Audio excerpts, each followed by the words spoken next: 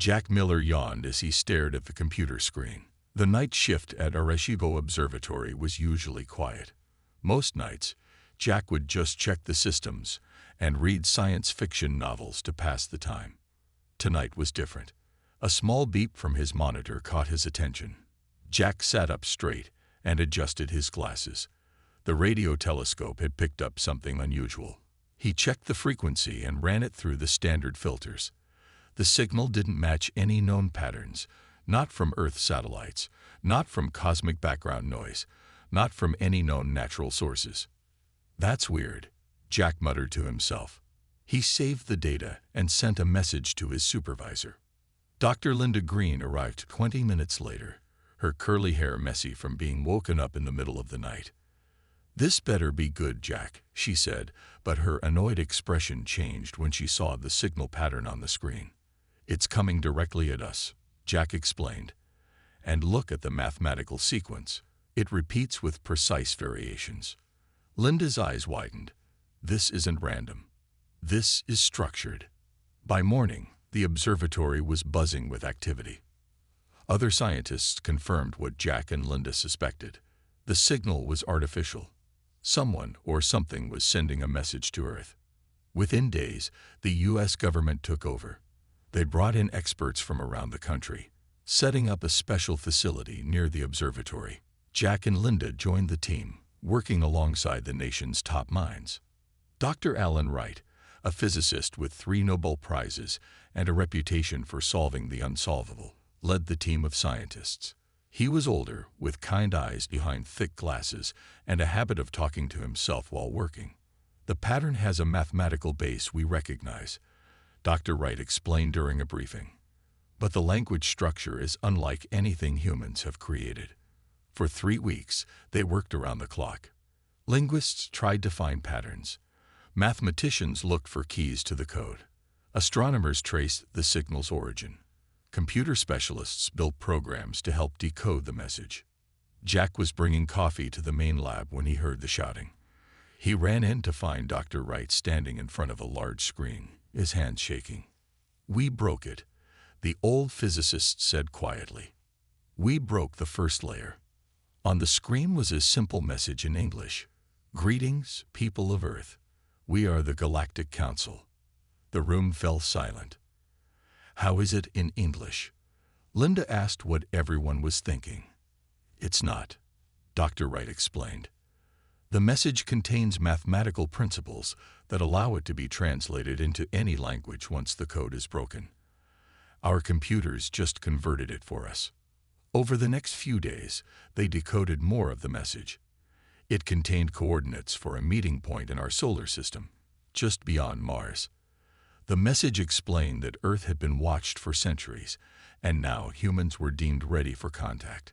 The final part of the message said, "We bring the last edict. Your world's future depends on it." Government officials argued about what to do. Military leaders wanted to prepare defenses. Scientists pushed for peaceful contact. In the end, curiosity won out. NASA quickly modified a research vessel called the Endeavour. They chose Captain Sam Porter to lead the mission. He was calm under pressure and had experience with first contact protocols, developed after the signal's discovery. Dr. Wright joined the crew, along with Colonel Kate Freeman as military liaison. Eric Nelson, a diplomat with experience in tough negotiations, would handle first contact. Olivia Diaz, who had helped decode the original message, would manage communications. As the Endeavour prepared for launch, Jack watched from mission control. He felt a mixture of pride and fear. He had discovered the signal that would change humanity forever. "Good luck," he whispered as the countdown reached 0, and the ship blasted off toward the unknown. Whatever the Galactic Council wanted, Earth would soon find out. The Endeavour traveled through space for 3 weeks. Captain Sam Porter spent most of his time reviewing first contact protocols. This was not just another mission. The future of humanity might depend on what happened next. "How much longer?" Dr. Wright asked. Floating into the command center, even after weeks in space, the old scientist still hadn't gotten used to zero gravity. "We'll reach the coordinates in about 6 hours," Sam replied. helping Dr. Wright steady himself. Colonel Kate Freeman looked up from her station, and still no sign of them. Nothing yet, Olivia Dias said from the communications panel. All channels are quiet. Eric Nelson, the diplomat, seemed the most nervous of all. He had practiced greeting speeches in 12 languages, though no one knew if any human language would matter. What if they don't show up? Eric asked. Sam shook his head. They'll be there. You don't send a message across the stars just to stand someone up. The crew ate a quiet meal together and then returned to their stations as they approached the meeting point. It was just an empty spot of space beyond Mars' orbit. Nothing special marked it. We've arrived at the coordinates, Sam announced. Now we wait. They didn't wait long. A flash of blue light burst in front of their ship. The crew gasped as something appeared where nothing had been before. It was a ship, but unlike anything humans had built. It was shaped like a perfect sphere, with no visible engines or windows. The surface shifted with colors that seemed to flow like water. Are we recording this? Dr. Wright whispered. Every sensor is active. Olivia confirmed, her voice shaking slightly. The alien ship was massive, at least 10 times the size of the Endeavour. It hung motionless in space, seemingly waiting. Open a channel, Sam ordered. Olivia pressed several buttons. Channel open on all frequencies. Sam cleared his throat. This is Captain Sam Porter of the Earth vessel Endeavour. We come in peace as requested by your message. For a moment, there was silence. Then a voice replied, speaking perfect English, but with a strange musical quality. Greetings, humans of Earth. I am emissary Xorlath of the Galactic Council. Your arrival is most welcome. The crew exchanged nervous glances. We're honored to meet you, Sam replied. May we ask the purpose of this meeting? The purpose is to deliver the last edict, the voice said. But such important matters cannot be conducted here. The full message must be delivered on Earth, to all your nations simultaneously. Colonel Freeman frowned. That's a security concern. Eric quickly stepped forward. We would be happy to arrange such a meeting, but our leaders will need assurances about your peaceful intentions. Understandable, Emissary Xorlath replied. Perhaps a demonstration of trust is needed. I will come aboard your vessel alone. Before anyone could respond, a beam of light appeared in the center of their command deck. It shimmered and took form, becoming a tall, slender figure. The alien stood about 7 feet tall with smooth blue skin. It had 4 arms and large eyes that seemed to shift colors like its ship. It wore what looked like flowing robes made of light. I am Emissary Xorlath, the being said, bowing slightly. The Galactic Council has observed humanity for centuries. Now, you are deemed ready. Ready for what? Sam asked, finding his voice. Ready to hear the last edict, Xorlath replied. Ready to learn why the Council has watched your kind. Ready to understand your place in the galaxy. Dr. Wright stepped forward cautiously. You said, the last edict. What happened to the Council? Xorlath's eyes darkened. That is part of what you must learn. The Council, as it was, no longer exists. What remains is its final message, its last command to the worthy species of this galaxy. And you think humans are worthy? Eric asked. We hope so, Xorlath said. For if you are not, then all may be lost. The alien looked at each crew member in turn. Will you take me to your world? Time is shorter than you know. Sam looked at his crew, then back at the alien. We will. Earth needs to hear what you have to say. As the Endeavour turned back toward Earth, Xorlath gazed out at the stars with an expression that looked almost like sadness. Your world will never be the same, the alien whispered. The return journey to Earth was faster than the trip out.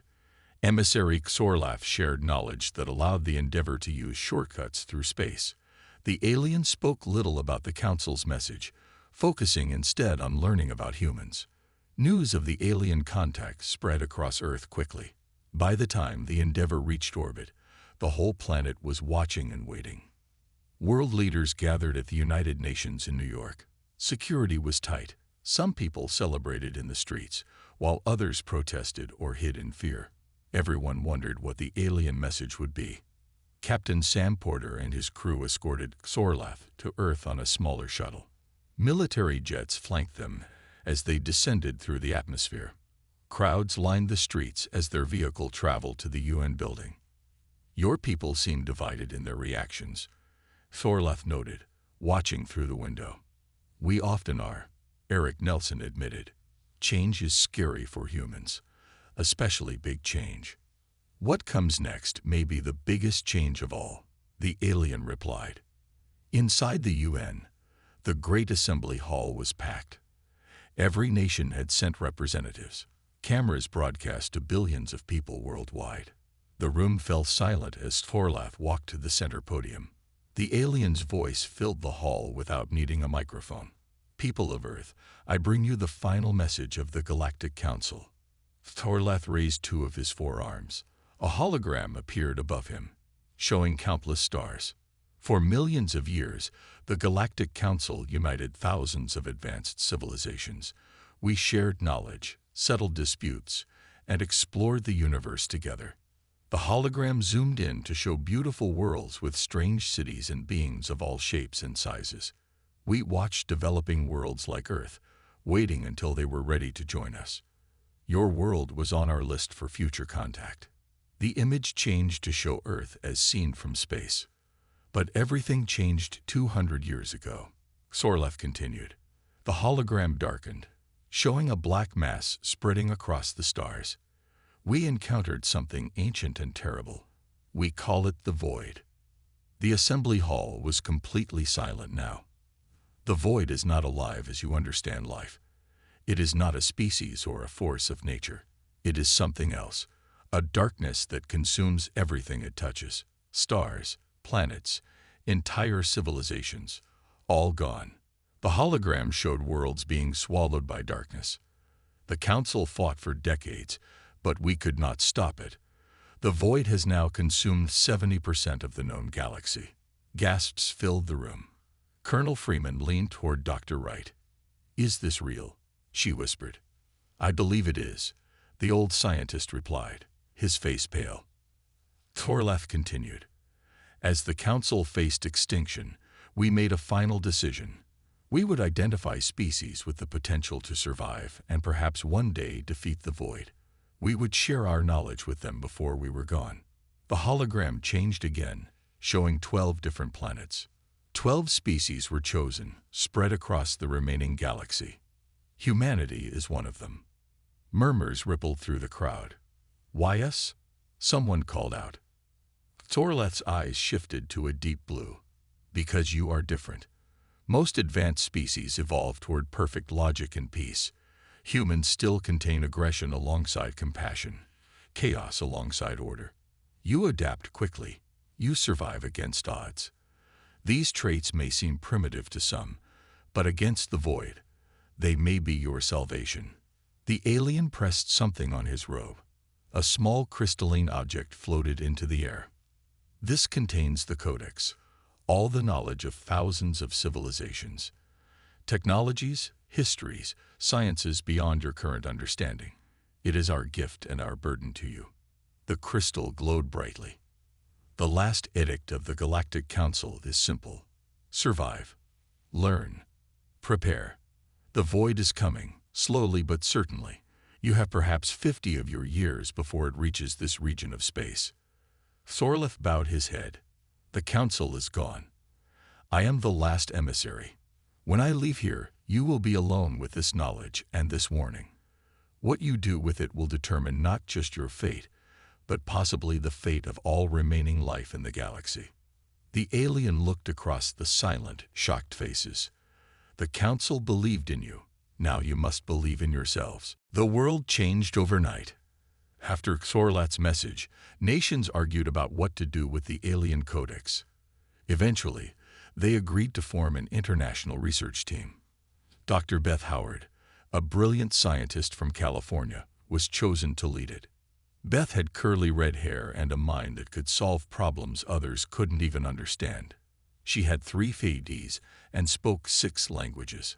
Her team included 200 of Earth's best scientists from 50 different countries. This is like being given all human knowledge from the Stone Age to now, but 1,000 times more advanced. Beth explained at their first meeting. It will take generations to understand it all. The codex was kept in a special facility built in Switzerland. The crystal floated in a secured room, projecting information when researchers asked questions. It was like having a library containing millions of books from thousands of alien civilizations. During the first month, they made amazing discoveries. They found cures for several diseases. They learned about energy sources that didn't pollute. They discovered how to make materials stronger than anything on Earth. "We're learning too much too fast," Beth told her assistant, Greg Patel, late one night. "People aren't ready for all this." Greg nodded. "Some nations are already fighting over who gets the medical technologies first." Beth rubbed her tired eyes. "That's exactly what I'm worried about." The next day, Beth found something disturbing in the codex. She asked it about the dangers of rapid technological advancement. The crystal projected images of alien worlds that had destroyed themselves after receiving similar knowledge from the Council. "We need to be careful," Beth warned the Oversight Committee. The codex shows that many civilizations fell apart after getting advanced technology too quickly. They had wars using weapons they didn't fully understand. Some leaders listened, others did not. Countries began competing to develop technologies from the codex. The United States, China, and Russia raced to build new weapons and spaceships. Smaller nations formed alliances to keep up. 6 months after Thorlath's departure, Beth made another important discovery. Deep in the codex was a detailed warning about the void. It showed how the entity operated and how previous civilizations had tried to fight it. Nothing worked, Beth explained to world leaders during an emergency meeting. The Council tried everything: energy weapons, physical barriers, even attempts to communicate with it. The void just kept consuming. "Then why give us this knowledge at all?" asked the French president. "If they couldn't stop it with their advanced technology, how can we?"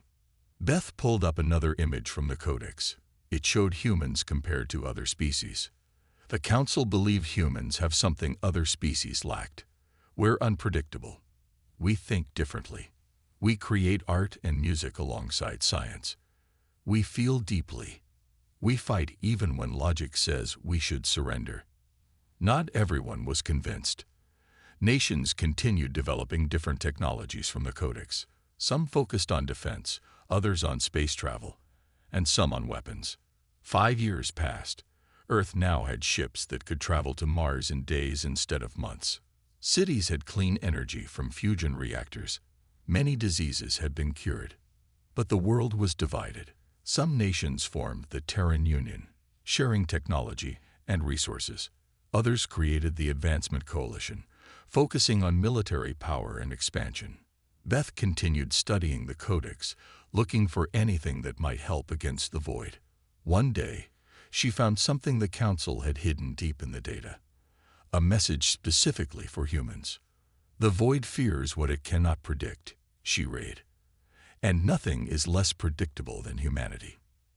As Beth was about to share this discovery, alarms sounded throughout the facility.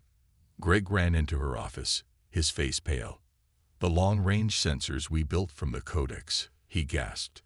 "They've detected something massive entering the outer solar system." Beth felt her heart sink. "How long do we have?" 2 years, Greg replied. "Maybe less." The void had arrived early. Humanity wasn't ready. News of the void's early arrival spread quickly. People reacted with fear and panic. Some fled to bunkers. Others prayed. Many just tried to live normally while they still could. World leaders gathered in an emergency summit. The meeting room was tense, with representatives from the Terran Union on one side and the Advancement Coalition on the other. "We need to combine our technologies," said President Maria Alvarez of the Terran Union. "Only together can we face this threat." General Peter Harding of the Coalition shook his head. "Your union has held back progress for years. Our weapons and ships are more advanced. We should lead the defense. Sam Porter, now Admiral of Earth's first space fleet, stood up. This isn't about who leads. It's about survival. The void will be here in less than 2 years. The arguing continued for days. Meanwhile, Dr. Beth Howard worked with her team to find answers in the codex. They learned that the void seemed to absorb energy weapons and pass through physical barriers. Nothing stopped it. Beth told Admiral Porter during a private meeting. The Council tried everything. There must be something, Sam insisted. Thorlath wouldn't have given us the codex if there was no hope. Beth nodded. I found a hidden message about humanity being unpredictable. Maybe that's the key. We need to think differently than the Council did. While leaders argued and scientists searched for answers, Frank Delgado worked in the shadows. Frank was a spy for the Terran Union, infiltrating coalition facilities. His current mission was the most important of his life. Frank had dark hair, quick eyes, and a talent for blending in. He was posing as a janitor in a coalition research lab in Australia. For weeks, he had watched scientists working on a weapon called the Sun Flare. Late one night, Frank snuck into the main lab. He copied files from a computer and took pictures of blueprints. What he saw terrified him. The Sun Flare wasn't designed to fight the void. It was meant to attack Terran Union countries. Frank escaped with the evidence and sent it to Admiral Porter. The coalition was planning to use the alien technology to take control of Earth before the void arrived. We need to stop them, Sam told Beth when he showed her the files. If they use this weapon, millions will die and Earth will be divided when the void reaches us. Beth studied the Sunflare plans. This is based on Council technology, but they've modified it. It's unstable. If they test this, it could have unintended consequences. Their fears came true 3 days later. The coalition tested the Sunflare in a remote desert. Instead of a controlled energy beam, it created a tear in reality. The test site and 50 miles around it vanished completely. The disaster shocked everyone. Overnight, public opinion turned against the coalition. People demanded unity in the face of both human mistakes and alien threats. Olivia Diaz, who had been studying the Codex's historical records, called an emergency broadcast. She showed evidence of the void's destruction across the galaxy. This is what we face, she told the world, showing images of beautiful worlds being consumed by darkness. The Council species tried to fight alone, each with their own plan. They all failed. We can't make the same mistake. The images changed public opinion. People marched in the streets demanding cooperation. Even in coalition countries, citizens pressured their leaders to join forces with the Union. Under this pressure, world leaders finally agreed to form a united Earth government. The Global Defense Council would coordinate all efforts against the void. As Admiral Porter watched the news of unity spreading, Beth called him with a new discovery. I found something in the Codex, she said, her voice excited. A weakness in the void that the Council never had time to exploit. For the first time in months, Sam felt hope. Maybe humanity had a chance after all. Beth Howard's discovery spread hope throughout the Global Defense Council. Leaders and scientists gathered to hear her findings. The room was packed as Beth stood at the front. Her red hair tied back, dark circles under her eyes from weeks of little sleep. The void has a pattern, Beth explained, showing images on the large screen. It's not random. It follows rules we didn't see before. The images showed star systems before and after the void passed through them. Beth pointed to specific points. Look here.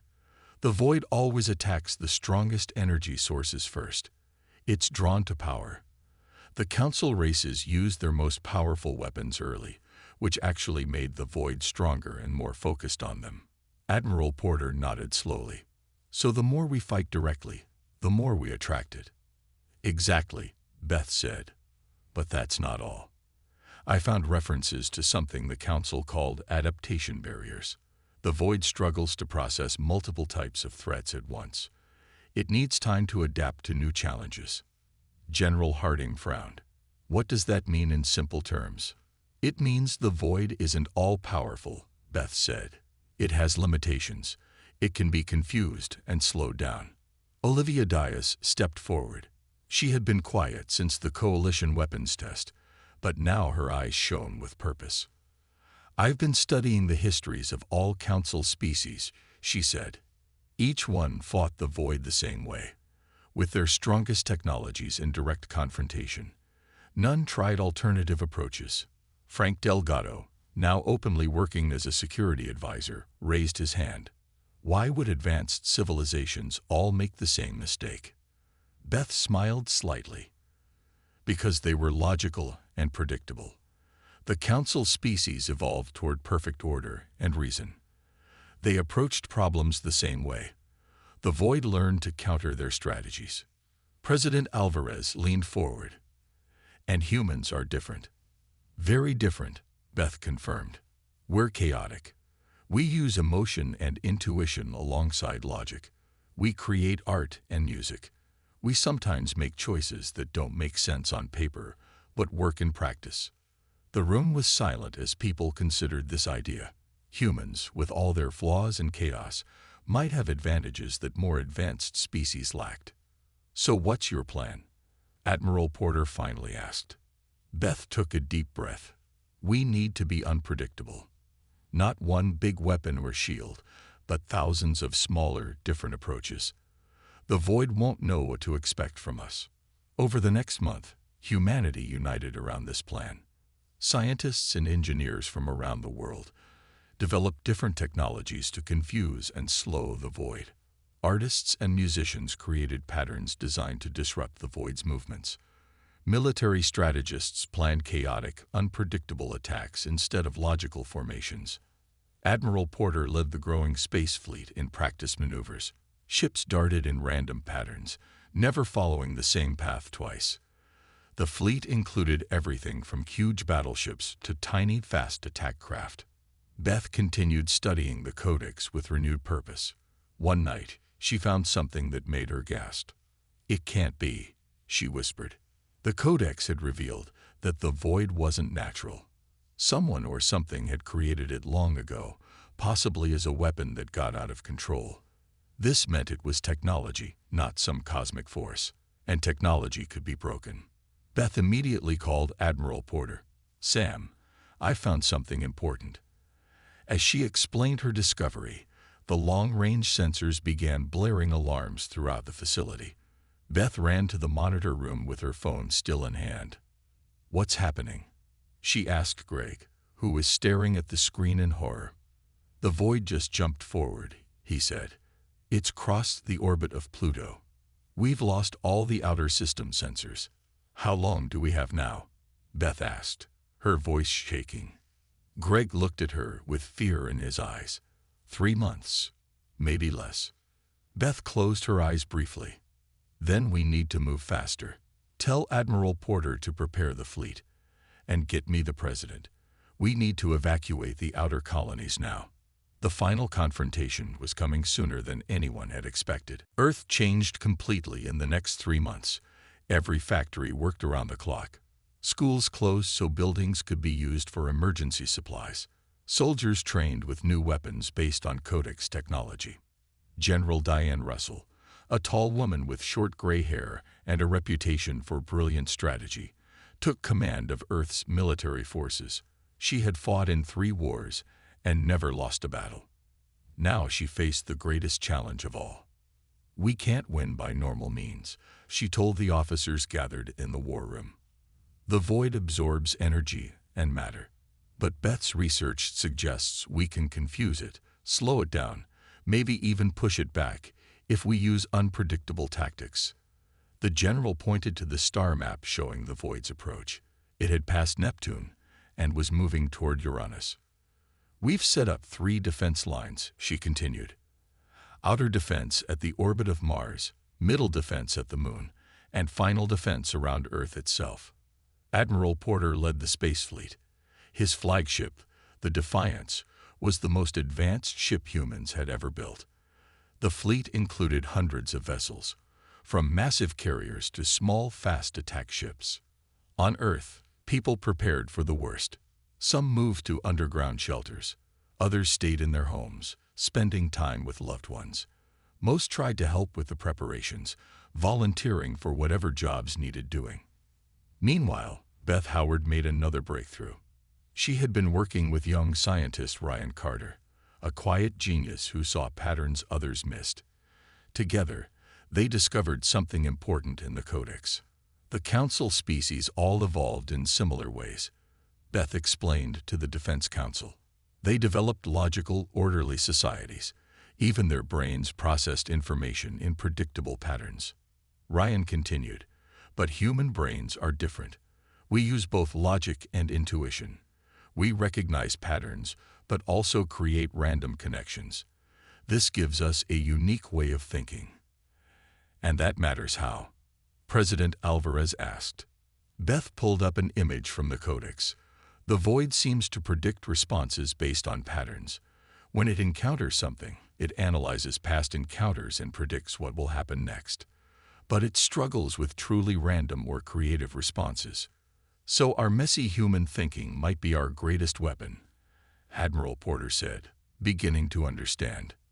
Exactly, Ryan nodded eagerly. The void expects logical responses like the Council species used, but we can do things that make no sense at first glance. Art, music, intuitive leaps. These confuse the void in the few cases where Council species try them. General Russell immediately began incorporating this insight into battle plans.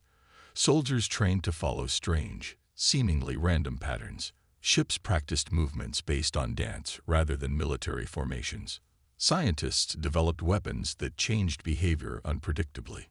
Frank Delgado worked with security teams to prepare emergency plans. If the void reaches Earth, we need ways to evacuate people quickly, he told his team. The bunkers are ready, but we hope we won't need them. Olivia Diaz managed communication systems, ensuring everyone would stay connected during the battle. Information will be our lifeline, she reminded the technicians working with her. As the final week approached, Admiral Porter called his captains together on the Defiance. I won't lie to you, he said, looking at each face. Nothing in human history has prepared us for this. We're facing something that destroyed civilizations far more advanced than ours. He paused, then continued with firm resolve. But we have something they didn't. We're unpredictable. We're creative. We're stubborn. When logic says give up, humans fight harder. That's why the Council chose us. That's why we might succeed where they failed. The captains saluted and returned to their ships. The fleet moved into position around Mars, the first line of defense. On Earth, Beth looked up at the night sky. Somewhere out there, darkness was approaching. She hoped their plans would be enough. The sensors gave the final warning the next day. The void had reached Mars orbit. The battle for Earth was about to begin. The void appeared first as a dark spot against the stars. It grew larger by the hour, a massive shadow that seemed to eat the light around it. The outer defense line at Mars was the first to see it clearly. It's bigger than we expected, Admiral Porter said from the bridge of the Defiance. All ships, remember your training. No predictable patterns. The human fleet moved in strange formations, based on old dance steps rather than military tactics. Some ships darted forward while others spun in spirals. The void seemed to pause, as if confused by the strange movements. Then it attacked. A tendril of darkness stretched out and touched the first ship. The vessel disappeared instantly, leaving no trace. The battle had begun. For 3 days, the fleet fought at Mars. They lost many ships, but the unpredictable tactics worked better than expected. The void seemed slower to react than in the Council records. It struggled to predict where the human ships would go next. On Earth, Beth Howard watched the battle through the long-range sensors. It's working, she told President Alvarez. The void is adapting more slowly than it did against the Council species. But even with the advantage of surprise, the outer defense couldn't hold. On the 4th day, the void broke through and headed toward the moon. The remaining ships retreated to the middle defense line. We need something more, Admiral Porter told Beth during a brief communication. The unpredictable movements help, but they're not enough. Beth and Ryan had been working nonstop, studying how the void reacted to different attacks. Ryan noticed something important. It has a rhythm, he said, pointing to the sensor data. It attacks, then processes, then attacks again. There's a pattern to its behavior. Beth realized he was right. If it has a pattern, we can disrupt it. We need to attack during its processing phase, when it's most vulnerable. They sent this information to Admiral Porter. He immediately changed tactics. Now the ships attacked in waves timed to hit the void during its processing moments. This worked even better, causing the void to recoil for the first time. But it wasn't enough to stop it. The void reached the moon and began to consume it. The middle defense line fought bravely, but they couldn't prevent the void from moving toward Earth. General Russell prepared the final defense. "This is it," she told her forces.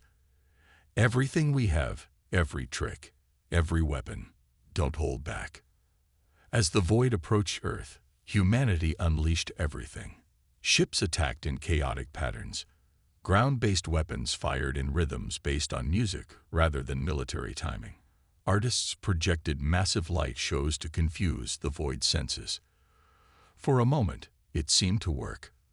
The void slowed its approach, but then it began to adapt, consuming the attacks and continuing forward. "We're running out of options," President Alvarez said grimly. Beth looked at the data one last time and saw something they had missed. "It's weakest at its center," she said suddenly. "All our attacks have been from the outside, but its core is vulnerable." Admiral Porter and Colonel Freeman quickly formed a plan. They would send a small team directly into the void with a special device Ryan had designed. It wouldn't try to destroy the void but disrupt its coordination. Who would volunteer for a mission like that? President Alvarez asked. Frank Delgado stepped forward without hesitation. "I will." Colonel Freeman joined him. "I'll lead the team."